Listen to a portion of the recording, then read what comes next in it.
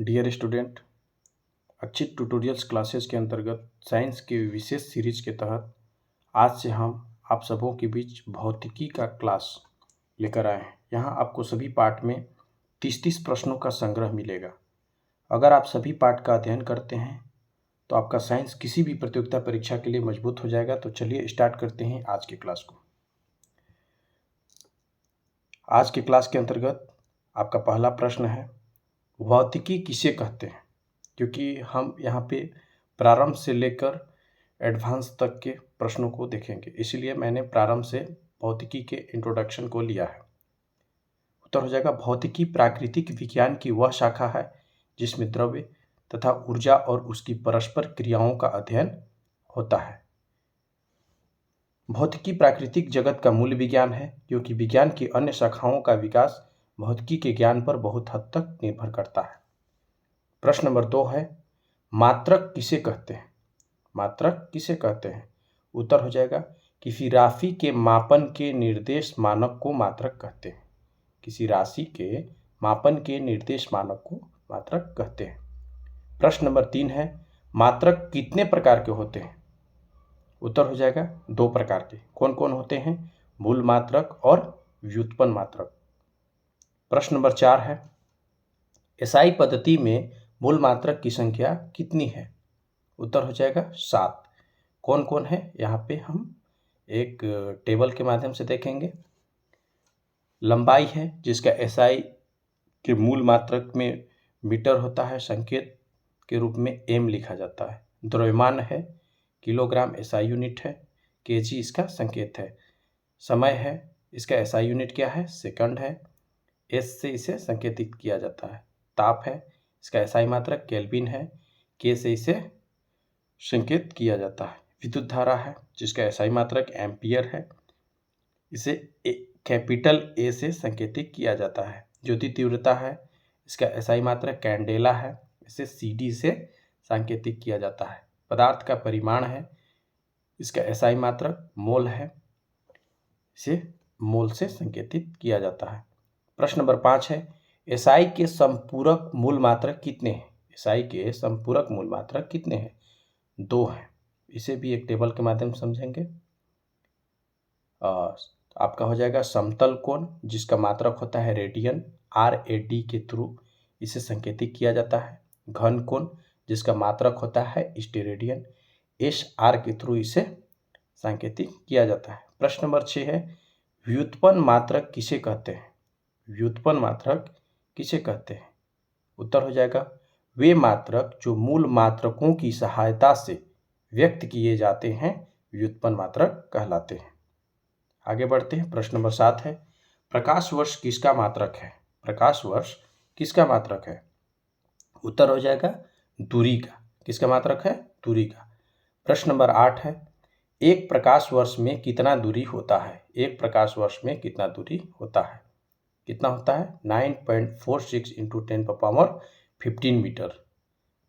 प्रश्न नंबर 9 है, दूरी मापने की सबसे बड़ी इकाई क्या है? दूरी मापने की सबसे बड़ी इकाई क्या है? क्या है? पारसेक है। एक पारसेक में कितनी दूरी होती है? एक पारसेक में कितनी दूरी होती है? एक पारसेक में होती है 3.26 प्रकाश वर्ष, या इसे अगर हम मीटर में अभिव्यक्त करेंगे तो हो जाएगा 3.08 × 10⁻16 मीटर। प्रश्न नंबर 11 है, बल का सीजीएस एवं एसआई पद्धति में मात्रक क्या है? बल का सीजीएस एवं एसआई पद्धति में मात्रक क्या है? सीजीएस का मात्रक क्या है? डाइन है, और एसआई में न्यूटन। प्रश्न नंबर 12 है, एक न्यूटन में कितना डाइन होता है? एक न्यूटन में कितना डाइन होता है? 10⁻5 डाइन। प्रश्न नंबर 13 है, कार्य की सीजीएस एवं एसआई पद्धति में मात्रक क्या है? कार्य की सीजीएस एवं एसआई पद्धति में मात्रक क्या है? उत्तर हो जाएगा, सीजीएस में क्या है? अर्ग है, और एसआई पद्धति में मात्रक क्या है? जूल। आगे बढ़ते हैं। प्रश्न नंबर 14 है, एक जूल में कितना अर्ग होता है? एक जूल में कितना अर्ग होता है? एक जूल में कितना अर्ग होता है? 10⁻7 अर्ग। आगे बढ़ते हैं। प्रश्न नंबर 15 है, अदिश राशि किसे कहते हैं?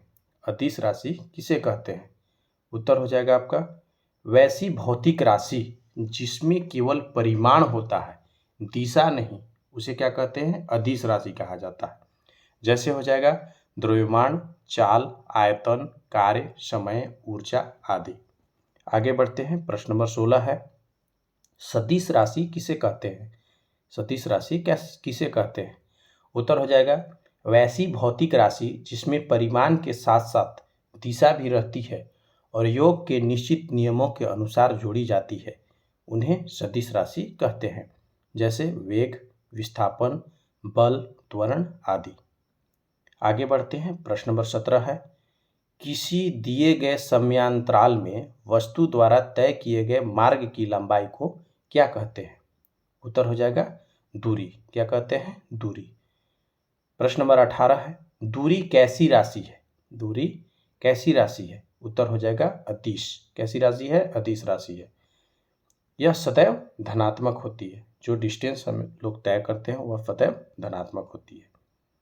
एक निश्चित दिशा में दो बिंदुओं के बीच के लंबवत दूरी को क्या कहते हैं? प्रश्न नंबर 19 है, एक निश्चित दिशा में दो बिंदुओं के बीच की लंबवत दूरी को क्या कहते हैं? उत्तर हो जाएगा विस्थापन। विस्थापन धनात्मक, ऋणात्मक और शून्य कुछ भी हो सकता है। आगे बढ़ते हैं, प्रश्न नंबर 20 है, किसी वस्तु द्वारा प्रति सेकंड तय की गई दूरी को क्या कहते हैं? किसी वस्तु द्वारा प्रति सेकंड तय की गई दूरी को क्या कहते हैं? उत्तर हो जाएगा चाल। चाल का मात्रा को कैसे व्यक्त करते हैं? चाल बराबर क्या होता है? दूरी बटा सेकेंड। इसका एसआई मात्रक मीटर पर सेकेंड। आगे बढ़ते हैं, प्रश्न नंबर 21 है, किसी वस्तु के विस्थापन के दर को या एक निश्चित दिशा में प्रति सेकेंड वस्तु द्वारा तय की गई दूरी को क्या कहते हैं? उत्तर हो जाएगा वेग। किसी वस्तु की वेग में परिवर्तन की दर को क्या कहते हैं? प्रश्न नंबर 22 है, किसी वस्तु की वेग में परिवर्तन की दर को क्या कहते हैं? उत्तर हो जाएगा त्वरण। त्वरण का एसआई मात्रक क्या होता है? मीटर पर सेकेंड स्क्वायर। आगे बढ़ते हैं, प्रश्न नंबर 23 है, मंदन रिटार्डेशन किसे कहते हैं? रिटार्डेशन किसे कहते हैं? उत्तर हो जाएगा यदि समय के साथ वस्तु का वेग घटता हो तो त्वरण ऋणात्मक होता है, जिसे मंदन रिटार्डेशन कहते हैं। आगे बढ़ते हैं, प्रश्न नंबर 24 है, धनुष से छूटा बाण, हवाई जहाज से गिराया गया बम, तोप से छूटा गोला आदि का मार्ग परवलयाकार होता है। ये सब किस गति के उदाहरण हैं? उत्तर हो जाएगा प्रक्षेप्य गति, प्रोजेक्टाइल मोशन के। किस गति के उदाहरण है? प्रोजेक्टाइल मोशन के। प्रश्न नंबर 25 है, कौन सी गति द्विविमीय गति है अर्थात एक समतल में गति है? उत्तर हो जाएगा प्रक्षेप्य गति। प्रश्न नंबर 26 है, प्रक्षेप्य को अधिकतम दूरी तक फेंकने के लिए उसे क्षैतिज से कितने डिग्री के कोण पर ऊपर की ओर प्रक्षेपित करना चाहिए? उत्तर हो जाएगा 45 डिग्री। कितने डिग्री से? 45 डिग्री। प्रश्न नंबर 27 है, प्रक्षेप्य पथ के उच्चतम बिंदु पर वेग और त्वरण के बीच कितना डिग्री का कोण बनता है? उत्तर हो जाएगा 90 डिग्री। प्रश्न नंबर 28 है, वृत्तीय गति को त्वरण गति क्यों कहा जाता है? वृत्तीय गति को त्वरित गति क्यों कहा जाता है? उत्तर हो जाएगा क्योंकि इस गति में वेग की दिशा प्रत्येक बिंदु पर बदल जाती है। प्रश्न नंबर 29 है, डोरी से बंधे हुए एक पत्थर को तेजी से वृत्त में घुमाया जाता है। अगर घुमाने के समय डोरी टूट जाए तो पत्थर पर क्या प्रभाव पड़ेगा? उत्तर हो जाएगा क्या प्रभाव पड़ेगा पत्थर पे? पत्थर स्पर्श रैखिकता उड़ जाता है। इस सीरीज का प्रश्न नंबर 30 और आखिरी प्रश्न है आपका, कोणीय वेग किसे कहते हैं?